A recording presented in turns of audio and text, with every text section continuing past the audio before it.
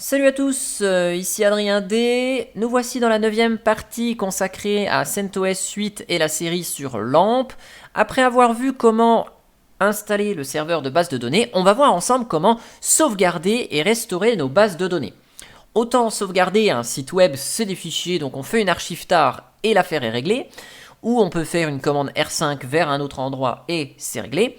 Autant une base de données, la méthode la plus propre, ce n'est pas de sauvegarder les fichiers de la base de données, mais c'est de réaliser un dump. Un dump, ça va être quoi? Ça va être un fichier texte qui va contenir l'ensemble des instructions pour reconstruire les tables et les données qui étaient présentes dans la base de données. Donc là, je vais me connecter sur mon moteur de base de données, ici. Donc, si je vous montre ce que j'ai de beau, show database, ici, j'ai créé une base de données tuto que j'ai remplie, bien évidemment, pour la vidéo ici. Donc, show table, je vous montre ici ce que j'ai fait. J'ai créé juste deux petites tables, message et utilisateur. Dans message, j'ai pas grand chose, hein. Hop, voilà. J'ai une simple table avec un ID et du texte et j'ai rentré quelques données dedans. Et c'est la même chose pour la table utilisateur. Ici, j'ai créé une petite table avec ID, pseudo, mot de passe. Ça vaut ce que ça vaut et j'ai fait 3 entrées dedans. Donc là, vous voyez, j'ai un petit peu de données et on va voir ensemble comment sauvegarder tout ça.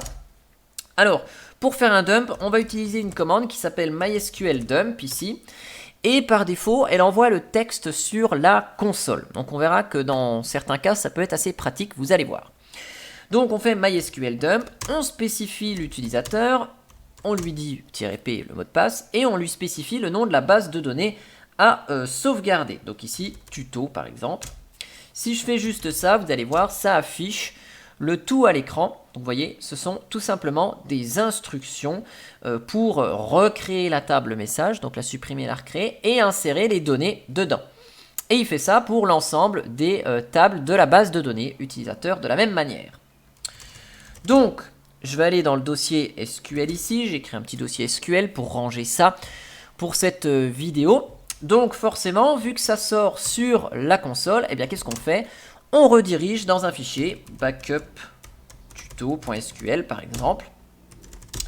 Et là, eh bien, le backup s'est fait dans le fichier. Donc si j'affiche backup tuto.sql, vous voyez, dans le contenu du fichier, eh bien, j'ai toutes les instructions SQL ici. Ça, vous allez me dire, c'est facile. Alors, vu qu'on est avec du bash, évidemment, hein, vous pouvez ici appeler une commande bash du style date, par exemple. Et puis mettre la date, par exemple, au format année, mois, jour, allez hop, heure, minute, seconde, hop, voilà. Et comme ça, si vous faites avec un script la sauvegarde, eh bien qu'est-ce que vous avez ici? Bash a substitué la date et il nous a écrit donc la date ici. Comme ça, on sait que le backup, il date de tel jour à telle heure et après, on peut traiter. Et surtout, on peut faire un backup tous les jours. Le nom n'est pas le même à chaque fois, donc ça n'écrase pas l'ancien backup. Si vous voulez garder, par exemple, 5, 10, 15 jours de jeu de sauvegarde. Donc ça, c'est bien sympathique, mais vous voyez ici, ça sauvegarde toute la base de données. Alors, si vous avez des grosses bases de données pour lesquelles... Imaginons, on a une table comme là, message, une table utilisateur, et puis on a une grosse table avec des modèles de données, je sais pas, voilà, ou des définitions qui ne changeront jamais. Eh bien, ça peut être utile éventuellement de sauvegarder la base de données, mais uniquement que les tables qui bougent dans le temps et que les tables fixes qui contiennent des informations sur votre application et qui ne bougent pas, ne pas les sauvegarder. Donc ça, par exemple, on va faire la démo ici en ne sauvegardant que la table message et pas la table utilisateur. Eh bien, après le nom de la base de données, ici, tuto, vous pouvez mettre juste le nom de la table. Donc ici, message. Et après, table 2, table 3, vous pouvez mettre autant de tables que vous voulez ici. Donc là, hop, je mets tuto message. Donc ça va sauvegarder que la table message de la base tuto. Donc là, je vais marquer ici, message, juste pour identifier. ici. Et là, dans mon fichier backup tuto message, ici, hop, vous voyez, j'ai l'instruction pour remplacer la table message, ajouter les jeux de données qui étaient dans la table message, mais ça s'arrête là. Hein, comparé à la table ici, enfin au dump qu'on a fait tout à l'heure, backup tuto ici, qui contenait donc aussi bien pour la partie message que pour la partie utilisateur. Donc ça, c'est cool, vous allez me dire, c'est bien sympathique, mais à chaque fois, Adrien, tu tapes le mot de passe et c'est un peu pénible. Donc si on veut faire un script, bah, c'est pas évident. Effectivement, c'est pas évident. Donc ici, si vous voulez automatiser la chose, déjà, dans votre script, je vous conseille de le laisser en lecture uniquement pour l'utilisateur root, hein, que les autres ne puissent pas voir le script pour éviter de voir le mot de passe, puisque le mot de passe il va être écrit en clair et il va être collé à l'argument "-p" de MySQL dump. Ici, donc le mot de passe de l'utilisateur root, c'est root, dans mon cas ici. Donc vous voyez, on fait MySQL dump, -uroot-p, root tout attaché, et vous mettez le nom de votre base de données ici. Hop, donc là je vais enlever ça. Hop, et donc là, vous voyez, il m'a pas demandé le mot de passe ici, et il m'a créé le dump là à 12h22 au moment où j'ai enregistré cette vidéo. Donc là, vous voyez, c'est sympathique, il vous demande rien du tout. Alors, il existe aussi une manipulation, si vous voulez faire un backup complet de toutes les bases de données. Hein, hop, je vais vous faire ici un backup full. Ici, eh bien, il suffit de ne pas mettre le nom de la table ou des bases de données et de mettre l'argument all database. Alors, si vous faites ça, ça va sauvegarder toutes les bases de données, mais aussi bien les bases de données utilisateurs, donc la tuto, que les bases de données système. Ça veut dire que la base MySQL, elle est aussi sauvegardée. Je vous montre ici le contenu de backup full, ici, donc vous voyez, toujours les mêmes en-têtes. Et vous voyez, il va recréer la base de données MySQL. Et donc, cette base de données MySQL, c'est elle qui contient plein d'informations. Et notamment, ici, vous savez, c'est elle qui contient les utilisateurs. Toc, on va essayer de la retrouver, la table, vite fait. Hop, je vais essayer de pas aller trop vite. Voilà, table user. Donc, vous voyez, ça recrée dans la base de données MySQL la table user et ça réinjecte après évidemment les informations des utilisateurs. Donc ça veut dire que si vous dites je change de base de données et je veux tout sauvegarder, tout réimporter ailleurs, si vous aviez des utilisateurs qui étaient déjà créés et que dans votre dump vous les aviez pas, eh ben ils sont supprimés. Hein. Donc là ça sauvegarde vraiment tout et ça restaure vraiment tout. Voilà. Donc c'est important que je vous le signale ici. Donc bien sûr ça prend en compte la base tuto. Mais attention, ça sauvegarde tout. Donc si vous restaurez tout et vraiment tout. Voilà. Alors, justement, tout à l'heure, quand j'ai fait la sauvegarde ici, vous allez voir un petit truc assez sympathique. C'est que quand on redirige pas l'info... Bon, je vais mettre le mot de passe ici. Vous voyez, ça s'écrit sur la console. Et l'avantage de s'écrire sur la console, eh ben, c'est qu'on va pouvoir compresser ce dump à la volée. Ça peut être très utile si vous avez des grosses bases de données. Et donc, si vous avez des grosses bases de données, vu que c'est du texte en plus, on va avoir du texte répétitif. Les insert into, on va les avoir plusieurs fois. Les alter table, on va les avoir plusieurs fois. Et donc, c'est très facile d'avoir du texte redondant et donc de compresser ici. Là, dans la base que j'ai exportée tout à l'heure, le backup tuto, on voit qu'on est à, ici, quelque chose comme 2,8 kg. Et vous avez vu, j'ai pas grand chose, j'ai 2 tables dans la base, et sur ces 2 tables, j'ai à chaque fois 3 entrées. Donc on n'a pas grand chose finalement, et on est déjà à 2,8 kg au niveau du fichier. Donc si vous avez des grosses bases, vous pouvez avoir forcément des gros fichiers. Alors l'avantage d'avoir une sortie ici qui est produite sur la console, c'est qu'on va pouvoir piper dans la commande bzip2 ou gzip pour compresser à la volée. Alors vous utilisez l'utilitaire de votre choix. J'ai ma petite préférence pour bzip2 parce que pour des gros fichiers, quand on a beaucoup de données, il est un petit peu plus performant à compresser dans le sens où il va réduire assez bien la taille. Cependant, il est un petit peu plus long que gzip. Gzip, lui, est extrêmement rapide, mais dans certains cas, il peut ne pas compresser aussi fort que bzip 2. Bien évidemment, ce que je vous dis, ça dépend évidemment des données que vous allez compresser. C'est pas une science exacte. Suivant la donnée que vous allez compresser, vous n'aurez pas forcément les mêmes résultats avec bzip 2 et gzip, donc adapté en fonction de vos cas. Ici, je vais vous montrer la différence. On va voir que sur du texte pur, ici, gzip est un petit peu plus performant. Sur des fichiers d'archives ou des choses comme ça, bzip 2 semble être un petit peu plus performant. Donc ici, je vous fais la démo, c'est exactement de la même manière. On fait un gzip-c pour lire en fait ce qui provient de la console, puisque la sortie ici, on la remet dans l'entrée de la commande gzip avec le pipe.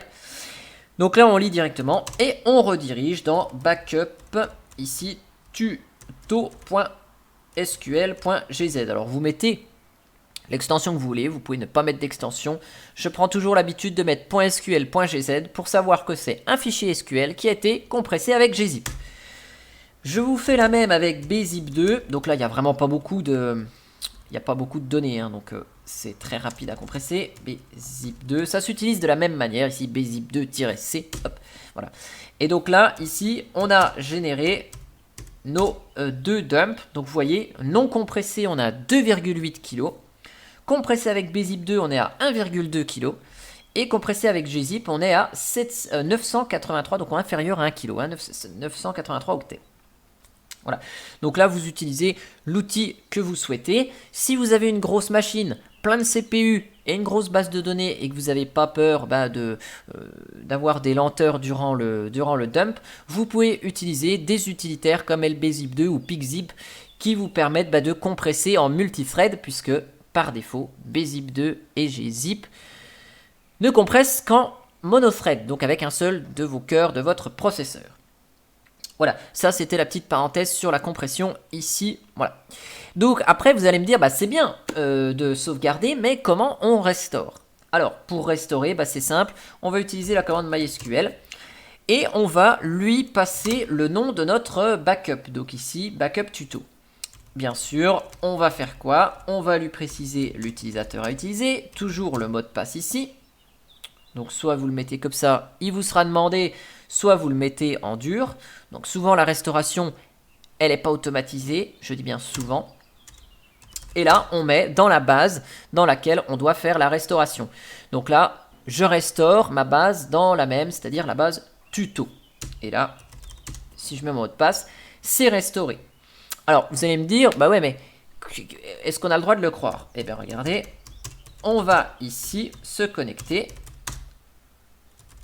Voilà. Et puis, par exemple, on va regarder ce qu'on a dans message. Hop, et puis je vais faire un delete, on va dire. Delete from message, where id égale 2. Tiens, hop, je vais juste enlever ici la phrase qui avait l'id 2. Donc vous voyez, je suis en train d'écrire des données dans la table, ça a disparu. Je restaure ici mon backup, comme je vous ai montré précédemment. Et donc ici, hop, si je me reconnecte et que je vous refais un select étoile from message, vous voyez que ma donnée, elle est revenue. Par contre, attention, la restauration, c'est on restaure à un instant T. Ça veut dire que si, ici, je supprime mon ID 2, là, et que je fais un insert into message, donc texte, values, ajout de texte, ici, voilà, pardon, il ne faut pas mettre des crochets ici, hop. Donc ici, là, qu'est-ce que j'ai fait? J'ai supprimé la 2 et j'ai ajouté du texte qui s'appelle donc du coup le numéro 4. Ici, si je restaure mon dump de tout à l'heure, bien sûr le 2 va revenir, mais le 4 va être supprimé parce que à l'instant où j'ai fait mon dump, le 4 n'existait pas. Je vous le montre ici, juste pour info. Hop, j'ai restauré. Et ici, je refais mon select étoile from message. Vous voyez, le 4 a disparu. Donc attention, hein, une restauration, c'est En gros, on restaure à l'instant T. Donc si on a ajouté des données entre-temps, eh bien, elles ont disparu. Donc ça, c'est important de le noter. Et donc, vous allez me dire, bah oui, c'est bien, mais ici, je restaure, mais quand j'ai mon backup, avec gzip ou bzip, comment on fait? Eh bien, ça va être très simple. Je récupère ma commande ici, sauf que là, ici, on va écrire directement, on va faire le même concept, sauf qu'on va décompresser avec bunzip2. On décompresse pareil, en affichant sur la console. Je reprends mon backup, donc backup ici tuto bzip2, et je rebalance ça dans la commande mysql-u root-p, le mot de passe qui va m'être demandé, et la base concernée. Voilà. Et donc là, c'est la restauration ici. Donc bien sûr, la restauration ici, je vous ai dit souvent, on peut ne pas mettre, le mot de passe ici. Alors, ce qui peut être intéressant, quand vous faites une sauvegarde automatisée par un script, eh bien, ce qui peut être intéressant, c'est de tester la restauration juste après avoir fait la sauvegarde pour vérifier que votre sauvegarde, elle est bien bonne. Donc, vous pouvez faire ici une base de données, tuto restore par exemple, ou tuto 2, peu importe, comme vous voulez.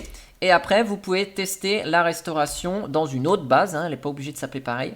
Donc là, on restaure ici. Et puis, voilà, vous pouvez restaurer donc de manière automatisée en passant le mot de passe ici. Hop. La restauration, elle est automatisée. Et après, dans vos scripts, vous pouvez récupérer éventuellement les informations de la variable, vous savez, $point d'interrogation, pour vérifier le code retour de la commande. Hein. Ça veut dire que ici, vous faites un MySQL dump. Je vais revenir avec mon MySQL dump ici. Donc là, je fais ça. Le code retour 0, ça s'est bien passé. Imaginons que je fais n'importe quoi. On a une erreur. Le code retour, vous pouvez le traiter dans votre script tout à fait de cette manière. Voilà, MySQL dump retourne des codes retour, ce qui vous permet d'automatiser et de faire l'ensemble des vérifications. Et dernière petite information qui peut vous être utile, ça va être copier à chaud une base de données à une autre. Donc là, je vais retourner MySQL-u root-p root. Ouais, j'écris ça directement. Drop database tuto 2. Hop, je supprime même base. Je vais créer une base de données. Donc, create database. Database test, par exemple. Voilà. Vous avez votre moteur de base de données. Vous avez votre base de données tuto ici, qui est la base de données de votre site. Et puis, vous avez sur la même machine un deuxième virtualhost, comme on a vu précédemment, avec votre site de dev pour développer sur la même machine, avec le même environnement que votre machine de production. Et donc, votre base de données, vous vous dites, tiens, j'aimerais faire un instant T, une copie de ma base tuto dans ma base test. Donc là, si j'utilise la base de données test, show table, vous voyez, j'ai rien du tout. Donc, vous pouvez, plutôt que de faire un dump de tuto et de réimporter dans test, vous pouvez faire une copie à chaud directement avec mysql dump-u root-p, allez, je mets le mot de passe comme ça en live.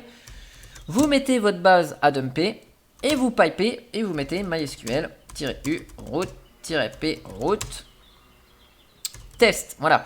Et donc là, le dump, il va se faire sur la console de la base tuto et ça va être réinjecté dans la base de données test ici. Paf. Voilà. Et donc là, vous avez fait une copie à chaud sans repasser par un fichier. Et si je me reconnecte ici à mon moteur de base de données et que j'utilise test, la base de données test, et que je vous montre ce qu'il y a en table, eh bien, on a à nouveau nos tables messages et utilisateurs. Donc notre base de données tuto a été copiée dans la base test et ce à chaud sans passer par un fichier. En tout cas, j'espère que cette vidéo sur les sauvegardes de bases de données et toutes ces petites astuces vous aura plu.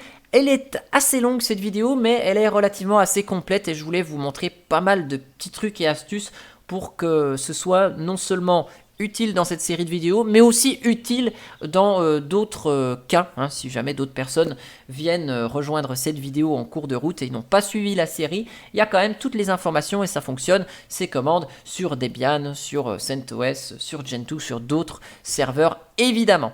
J'espère qu'elle vous a plu et moi je vous dis à bientôt pour l'épisode 10 qui sera consacré aux fichiers de configuration et comment activer les logs verbeux sur la base de données.